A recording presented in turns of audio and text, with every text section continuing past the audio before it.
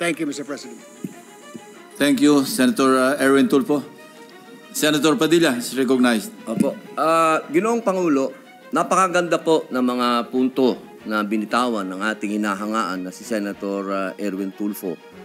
Ngunit, alam niyo po, meron pong historical injustice na nangyari sa mga Bangsamoro.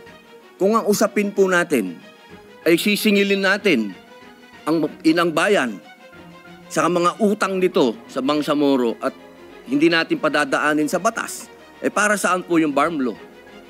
Mapupunta na lang po kami sa gulo. Mapupunta na lang po ito sa paniningil na hindi. Ganito lang, kailangan magbayad. Kailangan ngayon na. Kailangan po dumaan tayo sa proseso. Ang atin pong saligang batas ay malinaw na nagsasabi na may due process. Kung argumento po natin, makikinig tayo sa sinasabing ngayon na. Teka muna po. Marami pong maliligaw. Katulad po ng mga kasama nating artista, halimbawa, sinasabi nila, kung ganyan, wag na tayo magbayad ng tax. Paano po ang gagawin natin? Papayagan po ba natin na mga artista ngayon wag na magbayad ng tax dahil yun ang boses nila? Yun ang voice of God? Yun ang voice of the people? Ang gusto ng mga tao, lahat ng tao ngayon ayaw na magbayad ng tax. Dahil sa nangyayaring ito.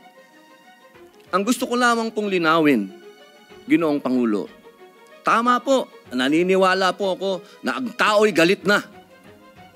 Dapat lang po silang magalit. Marami na talagang ghost project. Ang dami na pong nangyayaring ito. Pero sana po, intindihin po natin din yung mga kababayan natin sa malalayong lugar na humahanap ng hustisya. Yun po yung mga bagay po na dapat po natin ding isipin. Ako po'y hindi kontra kahit kanino dito. Ako po'y number 1 supporter ng lahat nandito. Pero pagdating po sa usapin, na tayo'y magkakaroon na naman ng pag-aaklas. 20 taon na po ako sa Mindanao. Alam po yan ng kapatid ko na si Senator Mig Subiri na umiikot dyan sa mga liblib na lugar para kumbinsin ng mga taong sumunod tayo sa batas. Yun lamang po, mga senador tayo.